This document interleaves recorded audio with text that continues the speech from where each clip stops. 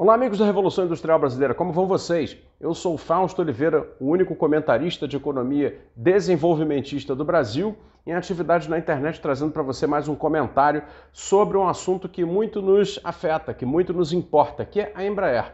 Você deve se lembrar que a Embraer, a fabricante brasileira de aviões, tanto comerciais quanto executivos, quanto até mesmo avionetas agrícolas e aviões militares, cargueiros militares, foi condenada. Não sei se você se lembra, tem uns 4 anos, começou uma conversa de que a Embraer estava condenada. Condenada. Não havia perspectiva para a Embraer. Ela estaria destinada à falência, à completa falência, à derrota comercial, caso ela não se fundisse com a Boeing. Você deve se lembrar disso, se você acompanha aqui os nossos vídeos, os nossos comentários, certamente já parou para reparar sobre isso. Muito bem. O acordo com a Boeing, que na verdade era uma jantada, né? Porque a Boeing ia pagar um valor ridiculamente pequeno por toda uma divisão que é a geradora de caixa da Embraer, que é a divisão de aviação comercial. Depois se descobriram tramóias que o acordo incluía também partes da aviação militar ou a transferência da fabricação de aviões militares para os Estados Unidos, o que certamente seria uma fagocitose. E tudo isso com base no seguinte: como a Airbus e a Bombardier, né, ou seja, a fabricante de aviões da União Europeia, e a Bombardier, que é canadense, especializada em jatos médios, tinham se fundido, não haveria espaço para a Embraer brigar sozinha no mercado. E aí foi uma uníssono. Todo esse pessoal que é analista de mercado, todo esse pessoal que gosta de arrotar verdades ou pseudo-verdades na cara das pessoas via jornais de economia, via Rede Globo, etc., etc., gargantearam por aí que não tinha jeito, a Embraer estava condenada, não havia solução para a nossa empresa industrial mais sofisticada que existe, que é a Embraer. Pois muito bem, como a vida não dá voltas, ela capota, o que aconteceu foi o seguinte: a Boeing viu-se envolvida numa série de problemas de ordem jurídica muito grandes, principalmente pelo fato de que um projeto de avião que ela fez, que era uma evolução do 737, que é o seu principal produto, chamado 737 MAX, passou por 2 acidentes de queda com morte, né, em pouco tempo, né, dentro de um período de meses. 2 aviões 737 MAX caíram e vieram a deixar centenas de pessoas mortas. Não me lembro agora, um deles foi ali pelo Sudeste Asiático e o outro já não me lembro mais. Bom, enfim, esses acidentes levaram a uma investigação tremenda que fez a Boeing se desorganizar completamente. E aí descobriu-se que, inclusive, a Administração Federal de Aviação dos Estados Unidos aplicava à Boeing regras um pouco menos rígidas para a avaliação dos sistemas e dos projetos que a Boeing apresentava.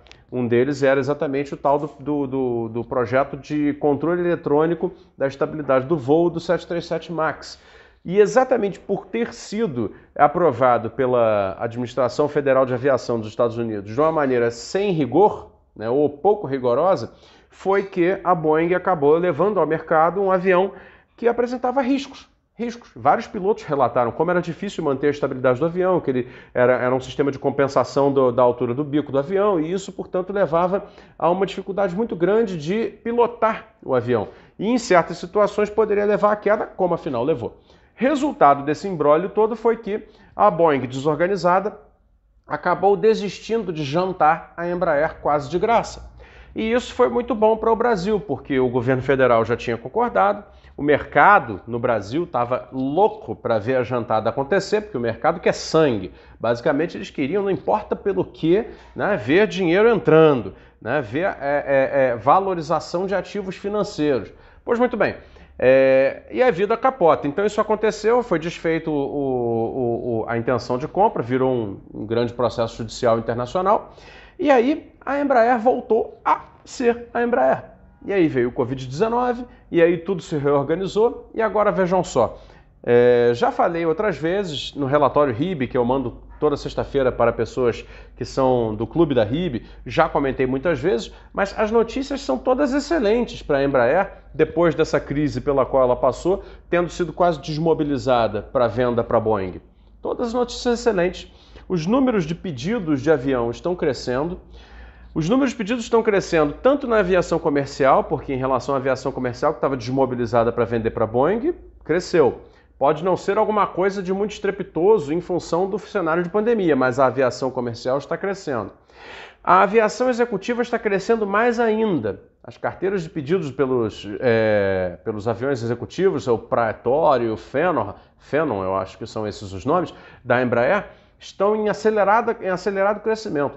Para melhorar a situação da empresa, aquele projeto que ela tinha de veículo elétrico de decolagem e pouso vertical, o eVTOL, né, que são os chamados carros elétricos, carros aéreos, né, os carros voadores, o modelo da Embraer já tem uma carteira de pedidos de pelo menos 700 exemplares, em acordo com empresas aí do mundo inteiro. Por tudo isso, né, hoje, 7 de outubro, quando eu estou gravando, as ações da Embraer acumulam valorização de 164% no ano. Já sobe mais do que todo o índice da Bovespa, né, que é o índice das principais empresas da Bolsa de Valores do Brasil, que é a de São Paulo, hoje em dia chamada de B3. E isso tudo mostra o seguinte, como, na verdade, a Embraer nunca esteve condenada. Ela nunca esteve condenada. Ela continuaria viável mesmo se não tivesse acontecido nada, se não tivesse acontecido pandemia, se não tivesse tido acordo com a Boeing, ela continuaria sendo viável. A aviação comercial está passando por algo, uma mudança de configuração da sua comercialização, que foi acelerada pelo Covid, mas que aconteceria de qualquer maneira. Tem analistas que dizem isso, que é a proeminência dos jatos médios sobre, né, os grandes aviões. Aquele famoso A380, né, o maior avião do mundo, que é o da Airbus, por exemplo, já não está sequer sendo fabricado mais. Não tem mercado para isso. Imaginava-se que o crescimento econômico ia ser de tal ordem que os grandes aviões seriam predominantes, porém não. A tendência acabou se revelando mais favorável aos jatos médios, de média distância, para a aviação regional, que é exatamente o filão onde a Embraer se especializou. Para melhorar, a Embraer tem toda uma linha de jatos executivos, porque isso sim, com as grandes concentrações de renda, né, no topo das finanças, né, ali onde tem executivos que realmente compram jatinhos, empresas que compram jatinhos para seus executivos, etc., aí a Embraer continua tendo, né, e mantém uma participação de mercado super relevante. Bom, o resultado disso tudo está expresso em alguns números. A carteira de pedidos da Embraer hoje em dólares, né, está valendo nesse segundo trimestre, né, no segundo trimestre que já foi, né, de 2021, valia 15,9 bilhões de dólares. As entregas ao longo do ano já somam mais de 50, 34 entregas só no segundo trimestre de 2021. A receita líquida da empresa em milhões de reais foi já para, em bilhões no caso, né? No segundo trimestre de 2021 está em 5,92 bilhões de reais. A empresa já está operando no azul, saiu do prejuízo que havia sido provocado pela desmobilização produtiva em função da jantada que ela ia tomar pela Boeing e agora está operando no lucro mais uma vez. E é por essa razão que as ações dela na Bolsa de Valores estão em alta valorização. Saíram de em torno de R$6 por ação já para mais de 22 por ação. E aí, claro, né, aqui os jornais econômicos que gostam muito de ouvir analistas de investimentos ouviram os analistas de investimento e até eles concordam. Bom, as ações da Embraer deverão subir ainda mais. Bom, tudo isso quer dizer o seguinte: vocês imaginam o que teria acontecido para a sociedade brasileira caso a empresa tivesse sido desnacionalizada? Né?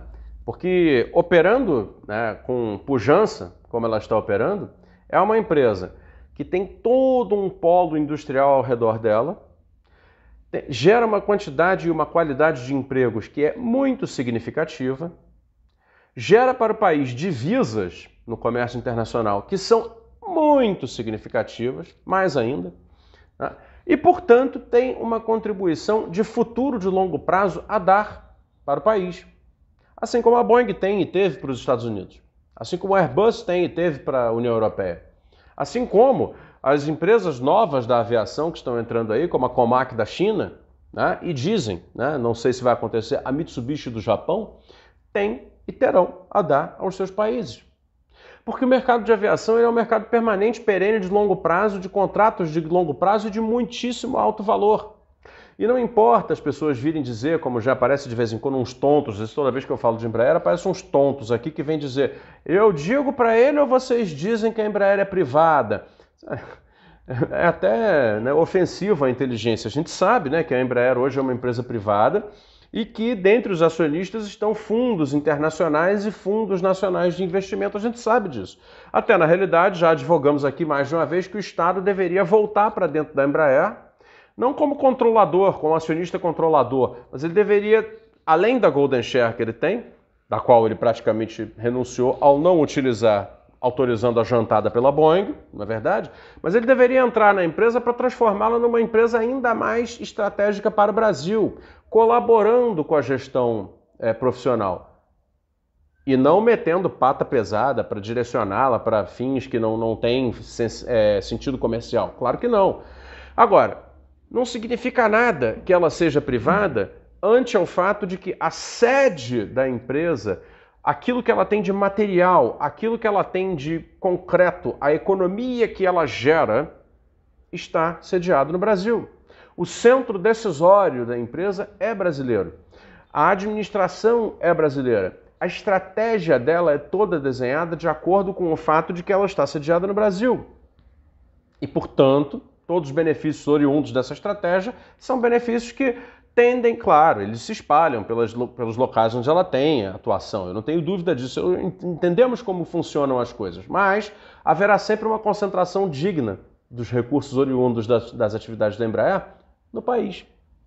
Ou seja, tudo perfeito. Ou seja, é uma multinacional brasileira, bem gerida, de um mercado de alto valor, né, que prova como vale a pena fazer políticas industriais para ter empresas campeãs nacionais como a Embraer está comprovando que é nesse ano de 2021. E certamente continuará comprovando pelos anos vindouros. Portanto, né, será obviamente uma pena se esses entreguistas, né, malucos, né, que vivem assaltando a realidade econômica brasileira, conseguirem trazer um novo cenário de entrega, de venda a preço de banana da Embraer. Esperemos que isso não aconteça. Eu queria terminar o vídeo convidando você para a leitura guiada de Japão, o Capital se faz em casa. Nesse livro, Barbosa Lima Sobrinho resume todo o processo de desenvolvimento japonês de uma maneira muito didática e eu fiz a leitura guiada desse livro, que está esgotado, não é fácil de encontrar, para você conhecer como se dão os processos de desenvolvimento dos países. Agora estamos estudando juntos o caso japonês. Já tem aí quase 30 pessoas fazendo comigo a leitura guiada e eu convido você a fazer no link aqui da descrição também, tá bom? Obrigado, pessoal. É a pedagogia do desenvolvimento da Revolução Industrial Brasileira, tentando mudar aí a realidade do Brasil. Um abraço.